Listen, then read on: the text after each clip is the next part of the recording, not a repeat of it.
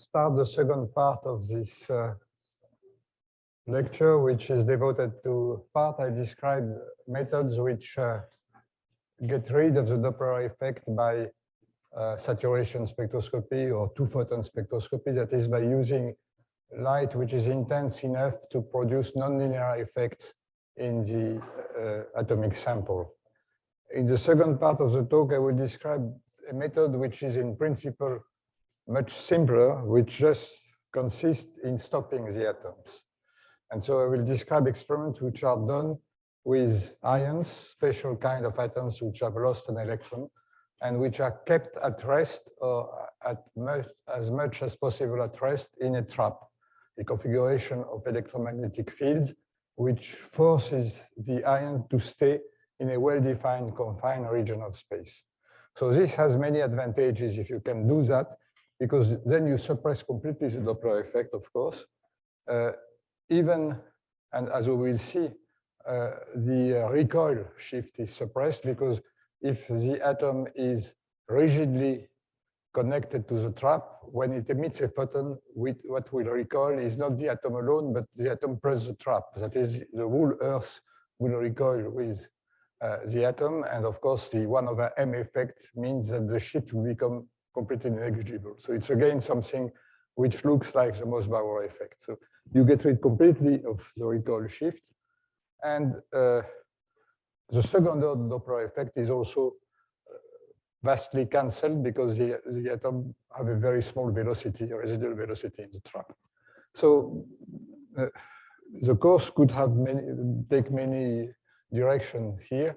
I could spend a lot of time discussing the mechanics of the trap. How does the trap work? But I think it's very technical. I don't want to do that. I just want to say that you can put electrodes around the atoms and apply not only static field, but also oscillating field, microwave fields, which create a potential which forces the atom to stay in a well-defined region of space. And a very simple model just consists in assuming that you have a kind of harmonic trap, that the atoms are just remain in a kind of parabolic trap, which is defined by the frequency of motion of the atom in the trap. And these frequencies are typically in the range of megahertz or tens of megahertz, which tells you something about the kind of forces which compel the atom to stay in the trap. This kind of trap have been developed since the 1950s by Wolfgang Paul in Germany, and they have been pushed to a high degree of sophistication by Hans Dehmelt in the United States. And Dehmelt used this trap to trap single electron and single positrons. And I mentioned these experiments 2 weeks ago. He was able to measure the gyrometric ratio of the electron with 10 significant figures, because he was able to hold a single electron in this kind of trap.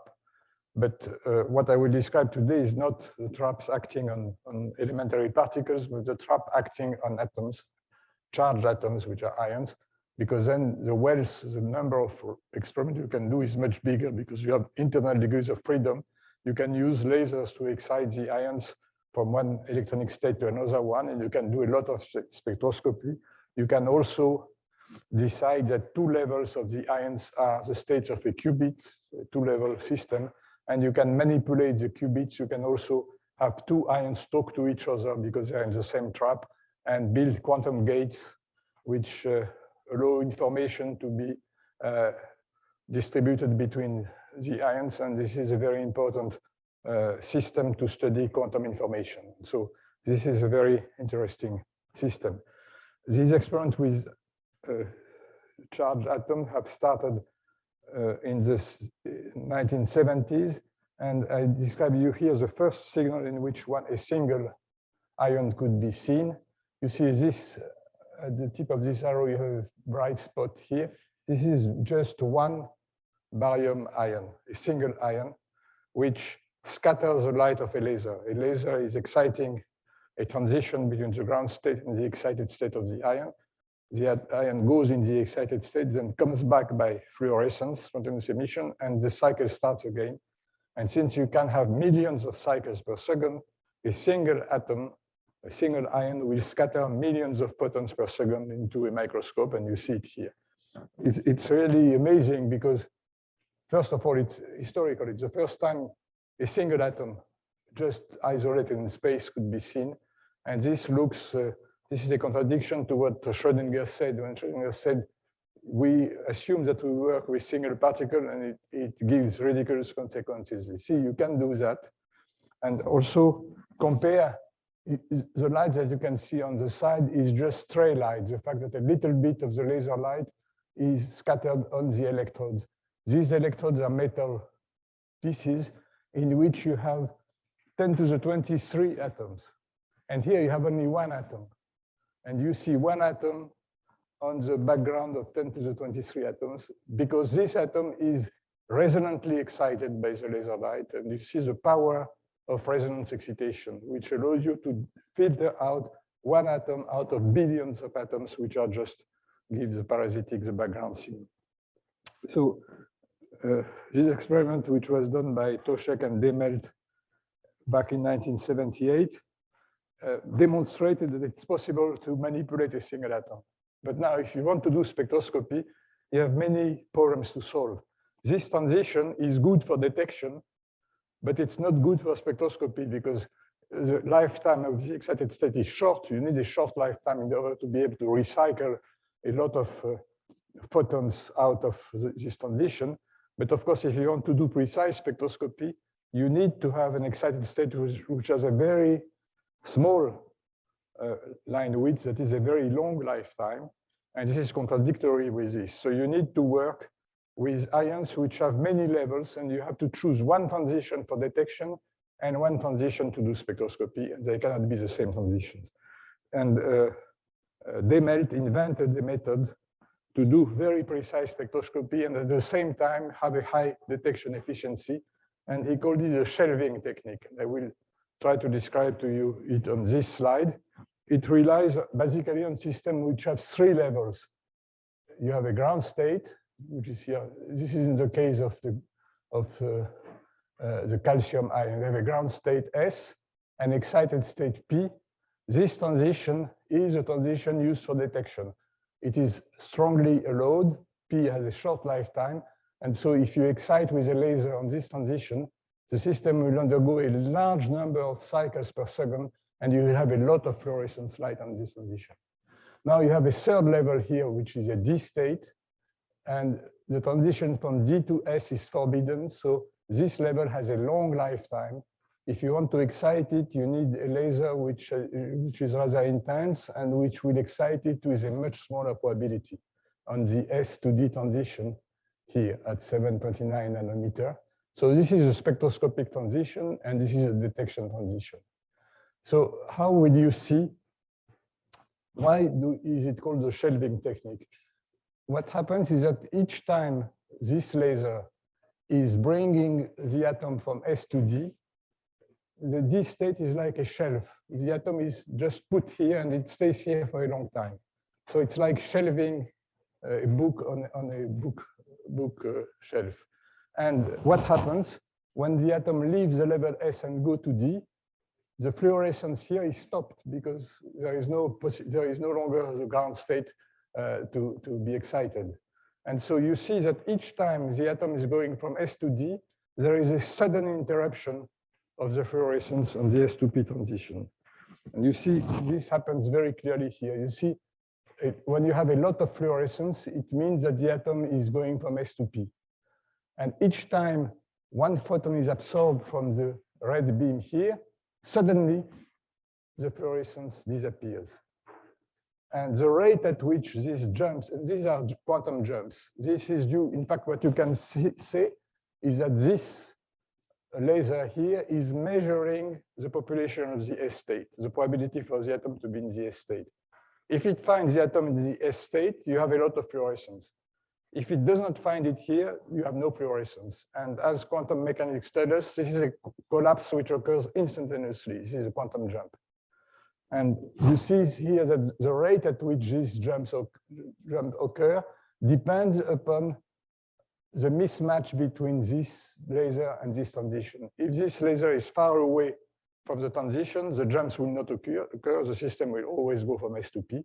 But if you get close to resonance, it will be more and more probable that you will have jumps to bring you from the S to D state. So if you scan slowly the red laser and build the histogram of the number of quantum jumps that you get per unit time, you will see a curve like this one. This is called quantum jump spectroscopy. So you just of absorption jumps as a function of the detuning on the 729 nanometer transition. And so you work with, in this experiment, you work with a single ion. You have a large signal because you have a lot of fluorescence photons. And you have a very high resolution spectroscopy because the S to D transition is very narrow and the D state has a long lifetime. You can also use the S and D state as the two states of a qubit, and you can prepare superposition of S and D states and play using the laser. You can apply a pi/2 pulse, which will be prepare S plus D, or a pi pulse, which bring from S to D with probability 1, or a 2 pi pulse, which will bring you back from S to S and add a phase shift to the wave function of the system. So you can play all the games which I described in magnetic resonance on this laser transition, using as a detection the fluorescence that you get on the S to P transition. And you can play with this as a function of time. You can apply the detection for some time, interrupt the intense laser, do some spectroscopy on S to D, and switch on again the S to P transition. You have a lot of flexibility to play with these two kinds of transitions. Just to show you that it's quite general, I show you here another example. This is on the mercury ion. You have in the center of the track, you have a single mercury ion. It's again a three-level system. You have here the strong transition, which give you fluorescence, and here's a weak transition, and when you scan it, you get again these quantum jumps. This was observed about at the same time in the group of Dave Wen in the United States. So you see that this quantum jump spectroscopy has become a standard way of doing experiment with ions. And it's quite striking because, in fact, Schrödinger never believed in quantum jumps. He said, okay, this theory says that you have quantum jumps, but since he had in mind the fact that when he was working on with statistical ensembles, he assumed that this phenomenon would never be observed. And a lot of people until the 1980s, a lot of atomic physicists did not believe in these jumps before they were observed. And now, not only they are fundamental in this respect, but they are also standard ways of detecting the ions in all the experiments which are being done with ions nowadays. So here I give you an example. Now, in a single ion is okay, but very interesting physics occurs if you can put many ions in the same trap.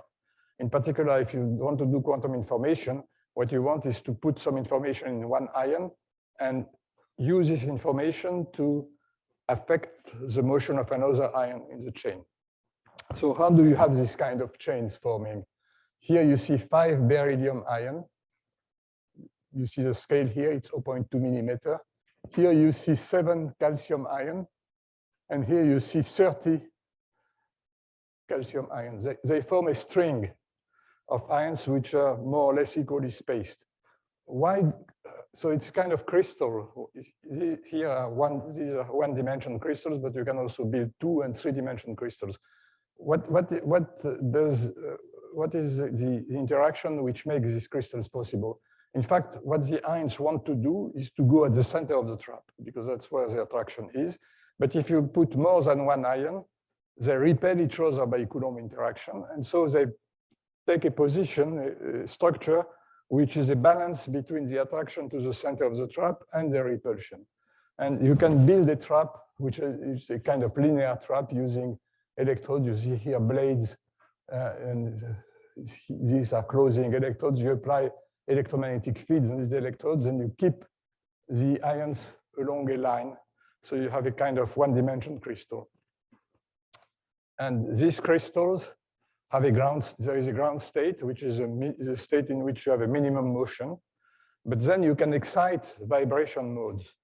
And you have different modes possible. For example, you have one mode in which all the ions just go back and forth together. This is a center of motion mode. So the center of motion goes back and forth at a frequency of, let's say, 1 megahertz or several megahertz. You have also accordion mode. You have modes in which the system is breathing like that. And they show you an example if it works. Look at the 7 crystals that you see on the top. You see, this is an experimental signal which shows that the ions are going back and forth like that. And so you see that these are collective modes of oscillation, which have a well-defined frequency. This accordion mode has a frequency different from this mode. And so by choosing a convenient laser excitation, you can excite selectively one or the other of these modes, as we will see in a moment. Now, the importance of these modes is that all the ions are coupled to the same mode. And so one way to couple ions together is to force an ion to emit a phonon, a vibration quantum in this mode, and this quantum being taken by another ion. And so in this way, 2 ions of the chain can talk to each other via the emission and absorption of a quantum of vibration. And you induce that by using proper lasers, as I will show you in a moment. So this is a basis for this kind of physics. I show you here how you can detect and what kind of experiments you can do. This is again the calcium ion, so the same structure. This transition here for detection, this transition for spectroscopy. And you focus the lasers, the blue and the red laser, on the ions in the trap. And by using electro-optical devices, you can slightly move the laser to focus on one ion or another. So you can selectively address the different ions in this chain. Here I have chosen 3 ions. And you see here, if the ion is in the state S here, it strongly fluoresces. So you see the ion by very strong fluorescence. But if you bring the atom from S to D by a pi pulse here, if you apply a pi pulse on this transition, if the atom is shelved in level D, the light goes away because the light doesn't fluoresce in D. So here you have the feeling that an ion is missing, but it's not true. The ion is here, but in the dark. And if you apply another pi pulse, the light will come back. So you see that from this kind of signal, you can shelve either the 3rd ion or the 2nd ion or the 1st ion. And these experiments can be done by just applying Rabi pulses, pi Rabi pulses on the S to D transition, and then switching on the detector fluorescent laser on the other transition. So it's a very simple and convenient way, and this was developed at the end of the 1990s. This is an experiment which was done in the Innsbruck group in 1999. Now, I would like to spend a few minutes to discuss the spectrum of a 2-level ion in the trap. I would like to see what kind of line you can see when you apply a laser on the, for example, on the S to D transition. I call G the ground state S and E the excited state D. And in the ground state, the ion is a harmonic oscillator with a ground level, n equals 0, n equals 1, n equals 2, and the same here, n equals 0, 1, and 2 in the excited state. So when you use a laser, what can you do? First of all, you can excite the transition from G to E without changing the number of vibration quanta.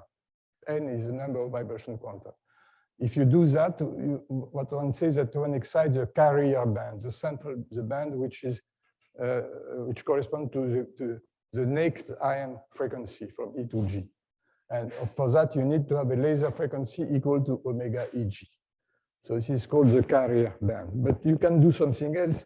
You can excite from G to E, and at the same time, excite one quantum of vibration, go from n to n plus 1. And to do that, you need omega L equal to omega EG plus omega. And this is called the blue sideband, because the laser has to be on the blue side of the optical transition. And you can also excite the red sideband. You go from Gn to En minus 1. So you excite the electronic state of the atom, and you suppress one quantum of vibration. And for that, you need omega L equal to omega EG minus omega. And you see now that the spectrum of the ion in the trap is made of a central line and sidebands corresponding to the absorption or emission of 1, 2, or 3 vibration quanta while the atom is excited. Usually, and I will explain you why in a moment, the central band is much stronger. Here I have exaggerated the sideband even much smaller than that. The central band is the one which is easiest to excite. On the sideband, you need much more laser power for reasons which will appear here in a moment. But you see, you have this kind of spectrum. To understand this spectrum, one needs to talk about what is called the Lamb decay regime. And you see the name of Lamb is again coming back here. What is the Lamb decay parameter? It's a parameter which measures the ratio of how big is the 0-point fluctuation in this trap compared to the wavelengths of the light, of the laser light. And I remind you this result here. In the ground state of this harmonic oscillator, the wave function extends over a distance corresponding to 0-point fluctuations, which is the square root of h bar over 2m omega. This is just the Heisenberg uncertainty relation. You cannot stop the ion because if you stop it, if its position is well defined, its momentum will be huge. So you have a compromise, and this compromise is a 0-point fluctuation. Now it's interesting to compare this delta z to the wavelengths. In fact, you make the ratio delta z over the wavelengths times 2 pi. This is k times delta z, where k omega over c is the wave vector of the light. So this is a dimensionless parameter. It's a length over a length. And it can also be written as h bar k, the square root of h bar k L square over 2m omega. And what is h bar k L square over 2m? This is the recoil energy over h bar omega. So what you find is that this parameter, which measures the ratio between the extension of the 0-point fluctuation in the wavelengths, is also equal to the square root of the recoil due to the absorption emission of one photon by the free atom over h bar omega. And usually, in most of the trap where we'll be studying, this ratio is small compared to 1. Typically, the 0-point fluctuation is about 30 nanometer, and lambda is 1 micrometer. So you have a ratio with a 2 pi factor, you have a ratio of eta is 0.2. So it's a small number. What does it mean that we are in the Lamb decay regime, the regime where the Lamb decay parameter is small?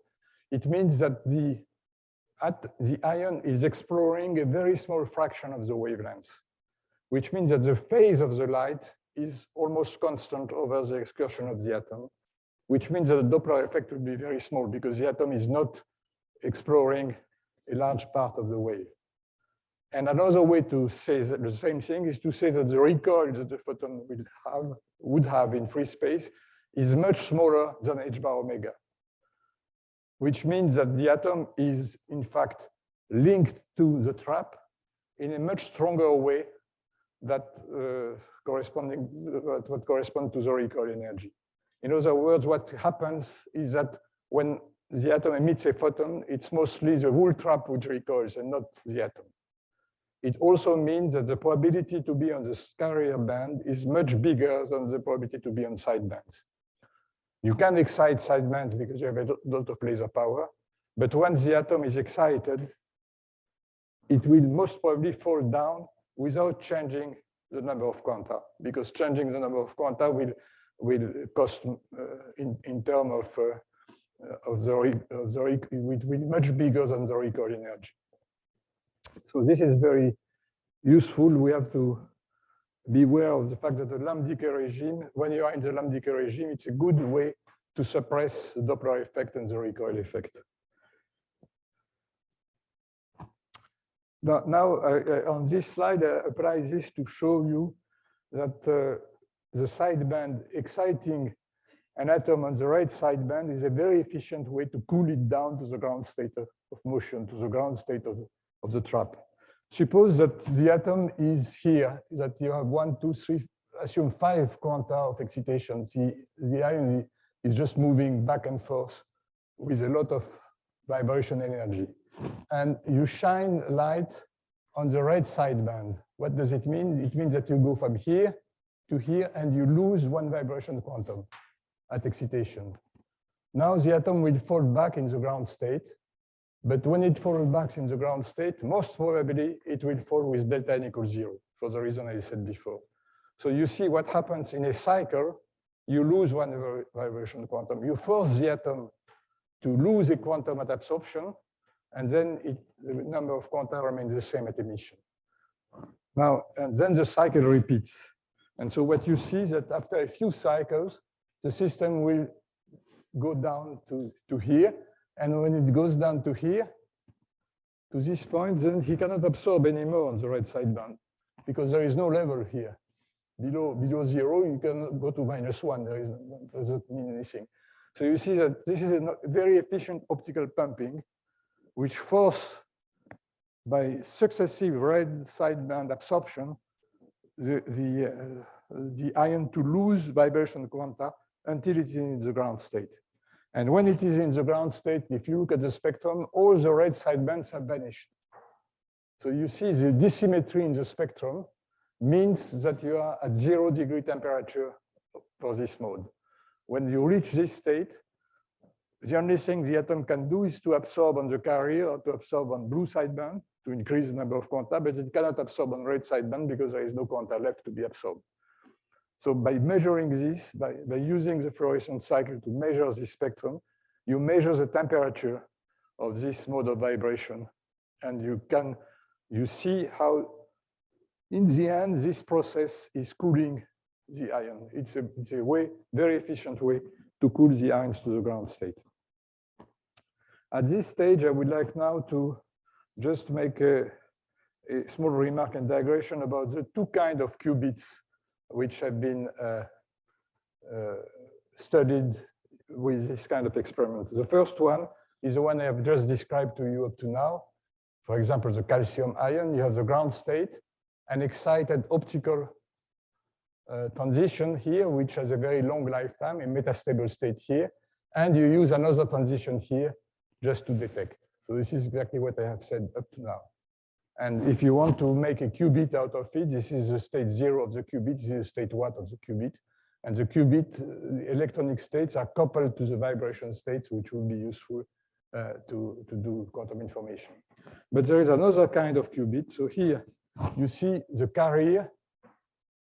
What does the carrier do? The carrier is mixing G and E. And you can make, for example, a pi/2 pulse, which transforms G into G plus E. Or you make a pi pulse, which transforms G into E. And so with the carrier, you do what we call one qubit gate. You do unitary transformation in the qubit. You change it from 0 to 1, or a superposition of 0 and 1.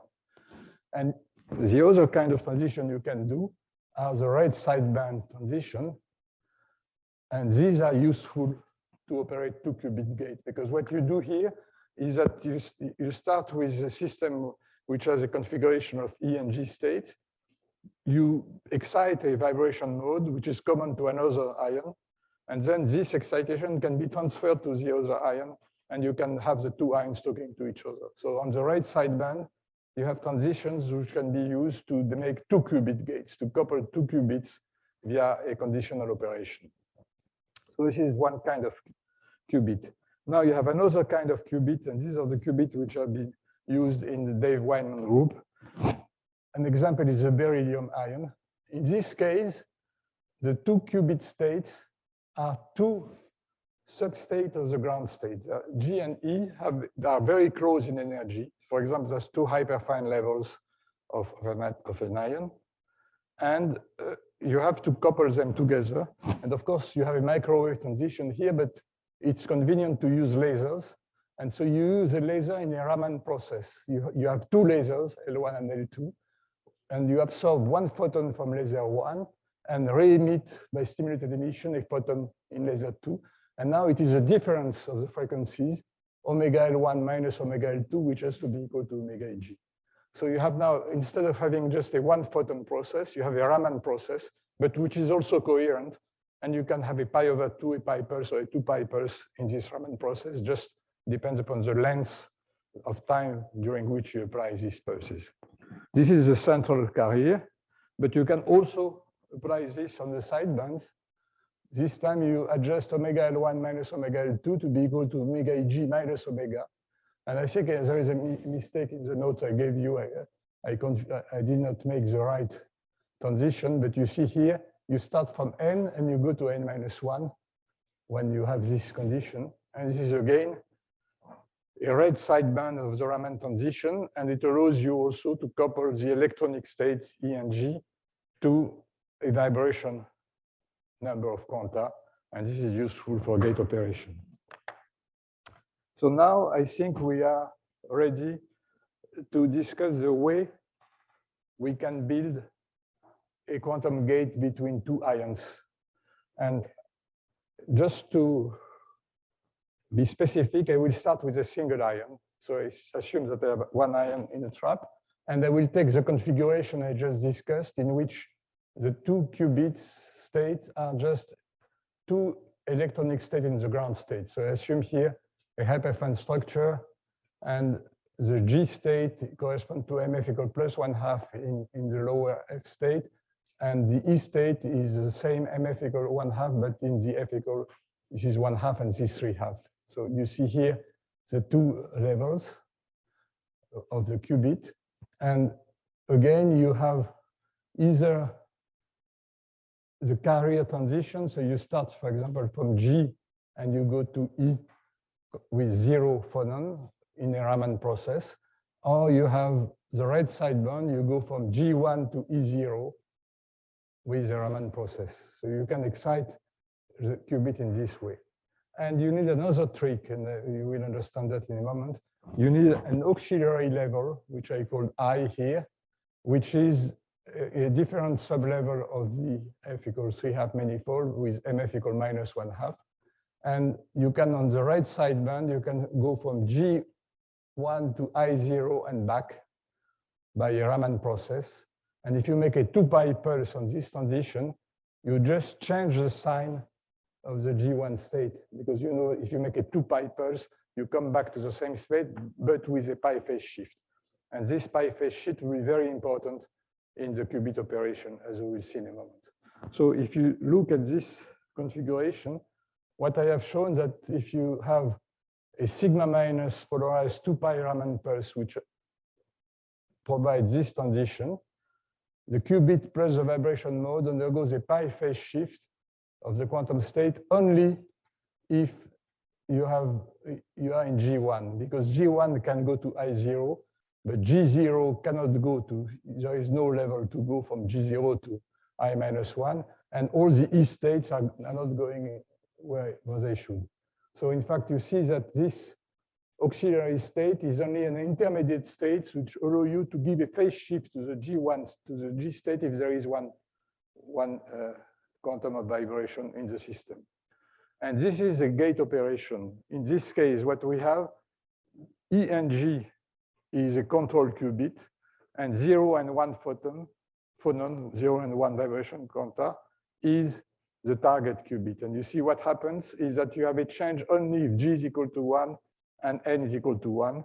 It changes the sign. And this is equivalent to, it's called a sigma Z gate. It's a gate which changes the sign of the wave function only if the two qubits are in the one state. And this gate will be very useful in the following. So you can perform this operation, just a minus sign here, because you make a 2-pi pulse on this transition, on this sideband transition. So now let's look at what we can do if we have two ions. And I remind you what happens if you have two ions, they are vibrating according to a common mode of vibration. For instance, either they go like that at a given frequency, or they go like that at another frequency. But whenever you choose, whatever mode you choose, either this one or that one, the two ions share the same vibration quanta. So you can create a quantum of vibration with one atom and transfer it to the other one. It's exactly what I describe here. You see, I will apply, I start by, here I have two ions now. And you see the rules I will take is to put in parentheses the ions on which I don't do anything in this operation. You see here I start by applying a laser pulse on the first ion, which I put in blue here, and nothing happens on the second ion, so I put the state of the second ion in parentheses. and I apply a pi pulse on the right sideband. So what does a pi pulse on the right sideband do? It starts from G1 and goes to E0. So it's exactly what I written here. You go from, let's say G, where is G? No, you start from 0. You have initialized the mode to be in the ground state of the vibration mode. So you see that if you start with G1 and E0, you stay with G1 and E0. If you start with E1, whatever, if you take G2 or E2, it gives the same. If you start from E1 and 0, you go from G1 with 1 photon. And if you start from E1, 0, you go for G1 and 1 photon, because you apply a pi pulse on the right sideband. Once you have done that, then you apply a 2 pi Rabi pulse going from level G to the level I. And what it does here is to change the sign only if you are in G1. So you see here, G1 here change sign, but all the other ones stay the same. So after these 2 pulses, 1 pulse, a pi red sideband pulse on the first one, plus a 2 pi red sideband pulse on the second one, you get here. And then you do a third operation. Again, you act now on the first ion again, and you do the same pulse as the one you did here. And now what you will find is that G1 goes back to E0, changing the sign, so minus becomes plus. And here G1 goes back to E0, changing the sign. Now the sign is back, is on this one. So you see now that with these 3 pulses, you have made a phase gate, but now between the 2 atoms. And you see that the phonon that you have created here has disappeared in the end. In the end, the vibration mode is back to vacuum. So in fact, the vibration mode has served as a kind of catalysis. He has transferred the operation from one ion to the other. You have a conditional dynamics which couple one ion to the other, and the vibration mode is back to the initial state. So you can redo something else after that. So what have we made here? We have made a gate, which is called a sigma Z gate. It's a gate which changes the sign of the wave function if and only if the 2 qubits are in state 1. And state 1 of the target, of the control, is changing the sign of the target if it is in state 1. This is the action of sigma Z. Now, you can transform sigma Z into sigma X by just applying to the target pi over 2 pulses before and after. Because if you make a pi over 2 rotation of sigma Z, you get sigma X by definition. And so it's what you can do. And this is what I show on the next slide. So you see now you have, suppose that you want to have this ion talk to this one, the blue and the red one. You start by making a pi over 2 rotation with the first laser pulse here. Then you apply the 3 pulses I have just described. This is a phase gate. And at the end, you apply a pi over 2 pulse on the target. So you have 5 laser pulses, 1, 2, 3, 4, 5. And in the end, you have constructed a control NOT gate, a gate which change 0 and 1 and 1 and 0, provided the first qubit is in state 1. And this is a kind of operation which has been experimentally checked. This is called the Sirac-Zoller gate. It was proposed by Sirac and Zoller about 30 years ago, in 1995, and then implemented a few years later by, in different ways, by the group of Innsbruck and the group of Dave Wine. So you see that at least what I wanted to show you is that it's possible to implement some bricks, some elementary steps of quantum information by coupling any 2 in a long chain of ions. You can decide to couple any 2 ions in the chain by this kind of gates, because you can focus your lasers alternatively on one and or the other and go back and forth with conventionally tailored pulses. And this is what I try to show. Here it's a kind of sketch. I show you ions. Each line is a line describing what happens to an ion.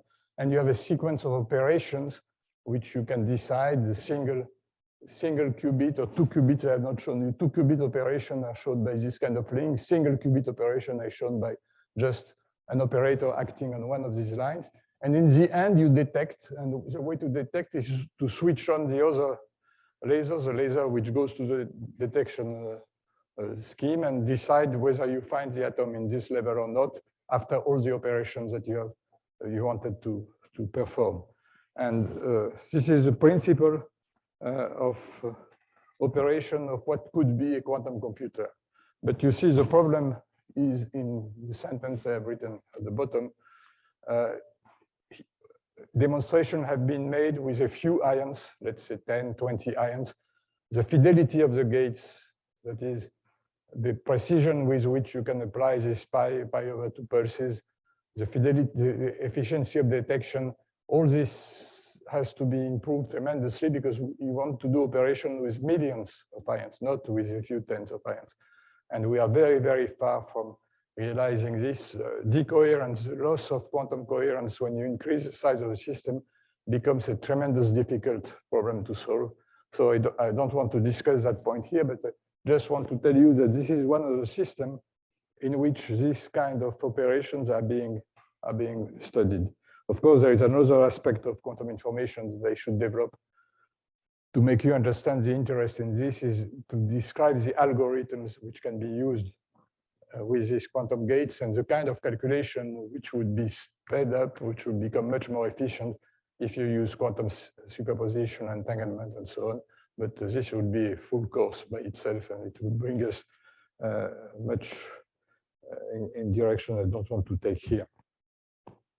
So in the last 15 minutes, I just want to conclude by making some general statements about quantum interferences. In fact, what I want to say is that in all the phenomena I discussed to you, quantum interference play, of course, a very important role.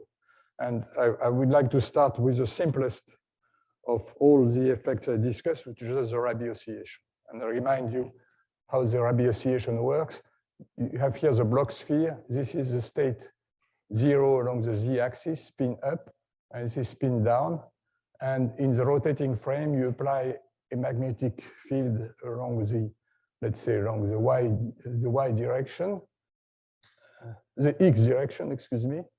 And the system is going from plus to minus, minus to plus is the Rabi oscillation. How can you, one way to explain it is to say that the z state that you start from here is a superposition of the 0 and 1 state along the x direction. So the state you start with is a superposition of the 2 eigenstates of the Hamiltonian, because the Hamiltonian describes the rotation around B1.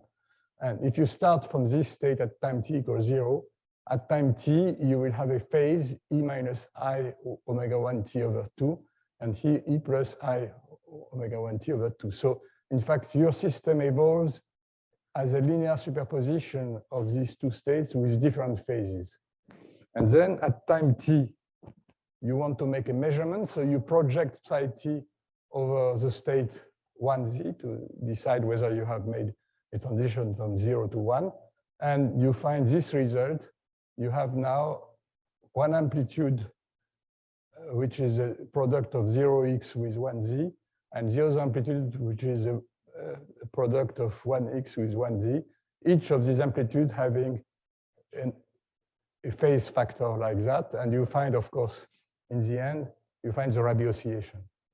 And so what you can say is that the Rabi oscillation is a kind of quantum interference because the initial state is a superposition of 2 states which evolves at different rates. And when you perform the measurement, you recombine the 2 amplitudes and you see interferences as time goes by. So this Rabi oscillation, which is a sine oscillation, is an interference in this respect, explained in this way. Another example, let's look at the Ramsay fringes. What is a Ramsay interferometer? It's a 2-level system, a spin again. You start with spin up, you apply a pi over 2 pulse in the first zone, so you prepare a superposition of plus and minus. You let them evolve in time, and then you apply another pulse, pi over 2 pulse, and then you look at whether the system is in state 1 or in state 0. So again, you split a system in Hilbert space in two, you let the two parts evolve, and you recombine them. It looks like a Young double-slit experiment where you separate a system in two parts and recombine them. Topologically, it looks very similar to a very well-known optical interferometer, which is called a Maxinder. What is a Maxinder interferometer? It's a device in which you send photons on a beam splitter. So the light is divided into two passes. So each photon has to decide whether it goes here or there. In fact, it goes in a linear superposition of the two passes. Then you have two mirrors which fold the system back on a second beam splitter. And at the exit of the second beam splitter, you measure the probability to find the photon in one way or the other.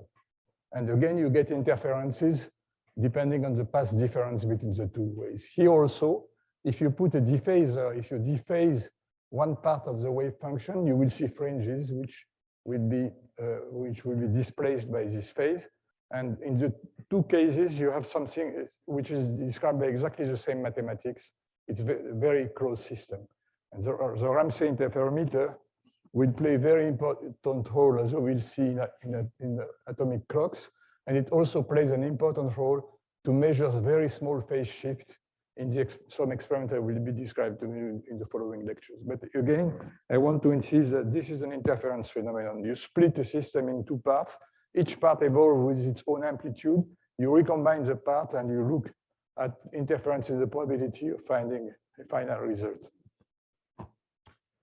Another example of quantum interference is quantum bits. What is a quantum bit experiment? You have, again, an atomic system which has a ground state, an excited state which is split into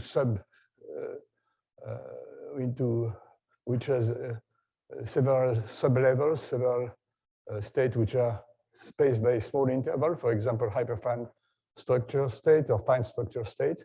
And you excite with a short light pulse which has a bandwidth which covers the energy of the state E1 and E2. So in fact, the short pulse prepares a superposition of E1 and E2, and you look at the fluorescence light coming back down to a final state, which can be different from G. So you go from G to E and then back to F. And again, the system can follow two passes. It can go through GE1F or GE2F. And as long as you don't know whether it follows one path or the other, you have two amplitudes. The amplitudes interfere. And if you look at the fluorescence light with the convenient polarization, you see oscillation in the fluorescence, which come from this interference process. And you can write this kind of diagram. You go from G to F, either through E1 or through E2, and you have the sum of amplitudes, and you get a quantum interference in the end. This kind of interference is called quantum bit, and quantum bit spectroscopy is a tool which has been used also to measure structure in the excited state. What you do, you use a pulse of light which excites a superposition, you look at the fluorescence, and by Fourier transform of the fluorescence signal, you get the frequencies which give you the frequencies difference in the excited state.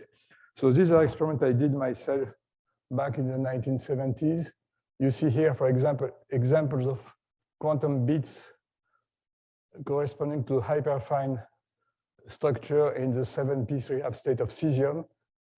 This is the experiment, and this is a theoretical structure. So you see there's a very good agreement. The frequency, in fact, it's not a sine wave because you have several sublevels, and you have the beating between bits, between frequencies, and you can decipher what happens. I also observed fine structure quantum bits in sodium.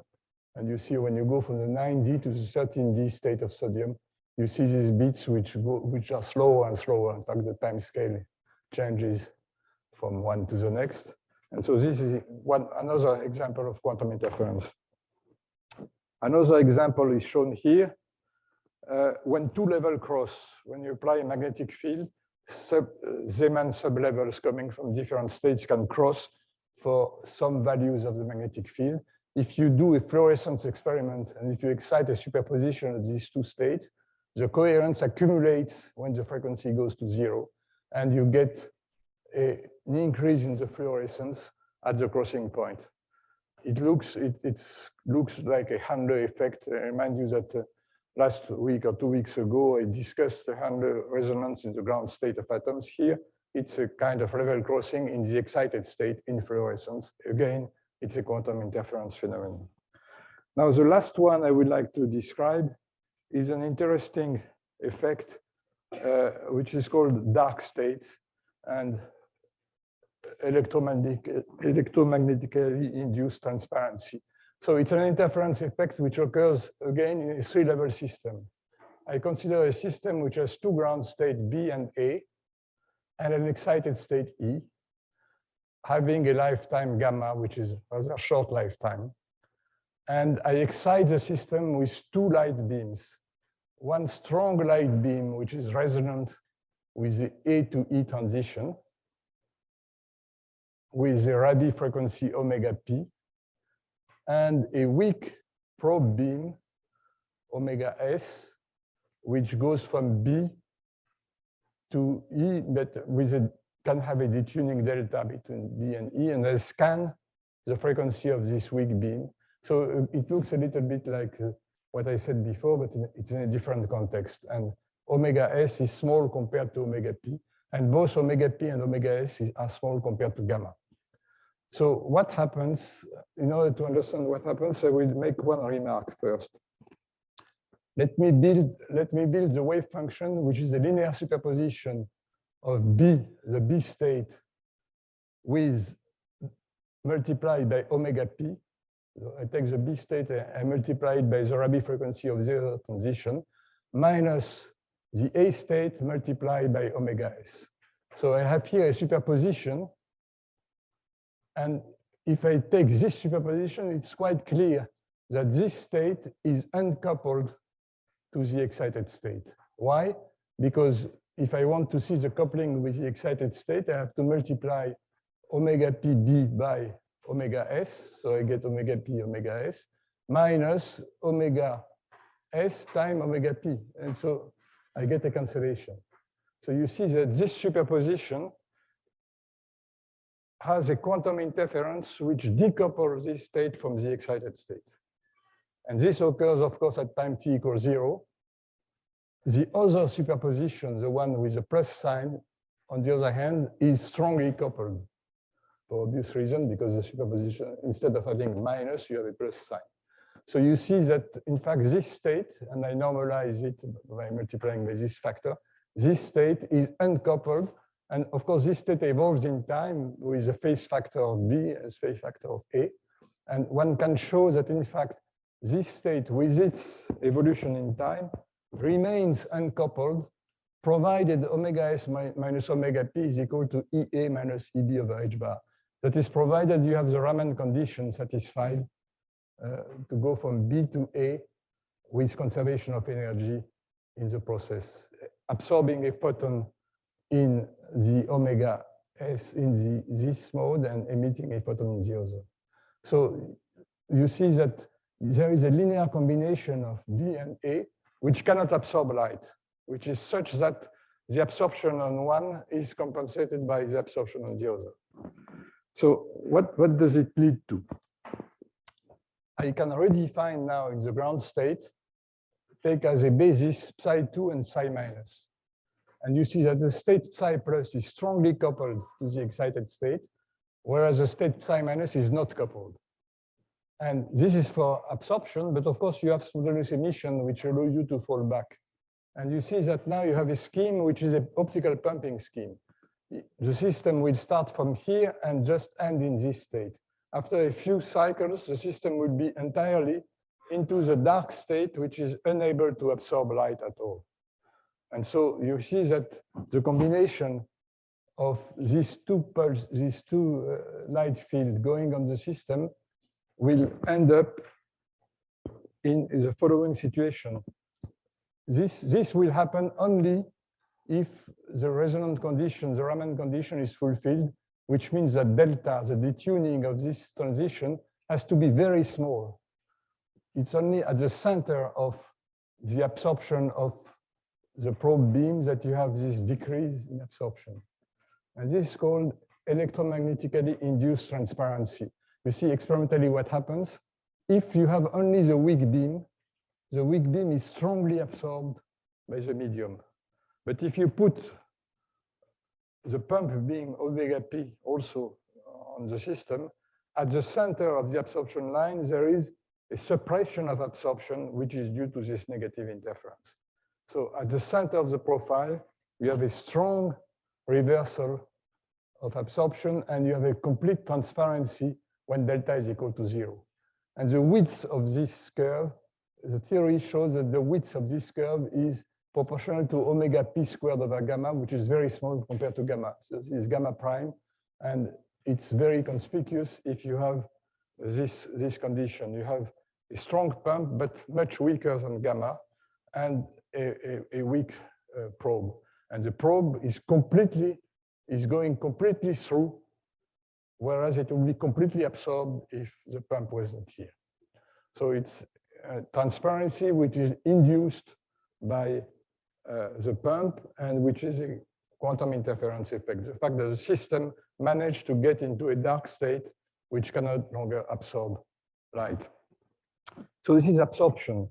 But of course, you know that the phenomenon of absorption is correlated with dispersion. If you have an absorption which varies very quickly, it means that the dispersion, the variation of the refractive index also varies quickly. And the refractive index for the probe beam is a derivative of the absorption. And the derivative of the curve I showed you on the previous slide, the derivative of this curve, excuse me.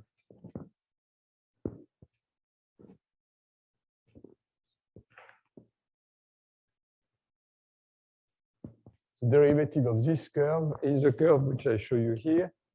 And you see that it has a very strong slope around delta equals 0, which means that the refractive index of the medium varies very rapidly around this point.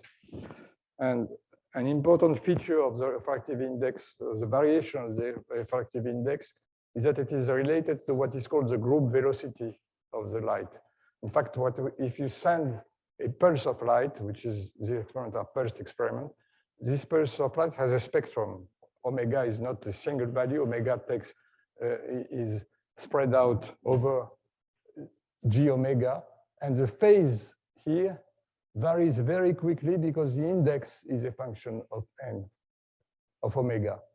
And if you want to find the peak of the pulse, what you have to do is to take the derivative of the phase, and this derivative mainly depends on dn over d omega, which is varying very fast around omega equals 0. And when you do this calculation, you find that the group velocity of the pulse is slowed down by a huge factor, 1 over dn over d omega. This factor can be of the order of 10 to the 6, 10 to the 7, which means that the velocity of light is decreased by 6 or 7 orders of magnitude. Instead of 300,000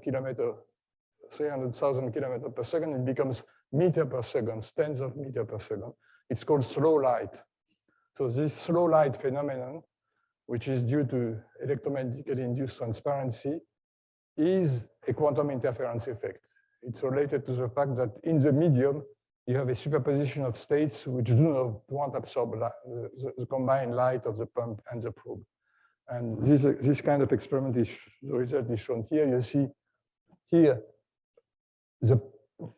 how fast the pulse would arrive if there is no atoms in the sample. And when you have these atoms which are put in this state, you see that there is a delay, and this delay of a few microseconds corresponds to the trajectory of a light traveling over a few millimeters, and it means that the velocity of light is reduced to a few tens of meters per second.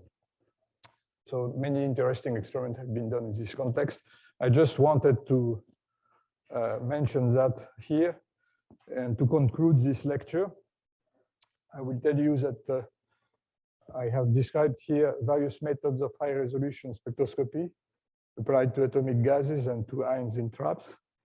I have also shown how interaction of trap ions with lasers can implement basic steps of quantum information processing to build 1 and 2 qubit gates. And I have analyzed various quantum interferences phenomena which are exploited in spectroscopy in quantum optics. And in the next 2 lectures, I will focus on laser cooling and trapping experiments performed on neutral atoms. So here I have worked on atoms which are charged, which is they are very easy, much rather easy to trap because there is a charge on which you can hold with electromagnetic forces. Neutral atoms are more difficult to trap because they are not charged, but laser light can be used to cool and trap them. And once you can do that, there are many advantages over ions. You can observe Bose-Einstein condensation that you can observe with ions, and you can observe collective phenomena which are impossible because ions in trap repel each other, and you cannot have a huge number of ions in the trap with coherent physics going on. So I will describe the application of these methods to ultra-high precision metrology also, and talk about the realization of optical atomic clocks and their modern applications. So we'll stop here and we meet again next week. Thank you very much.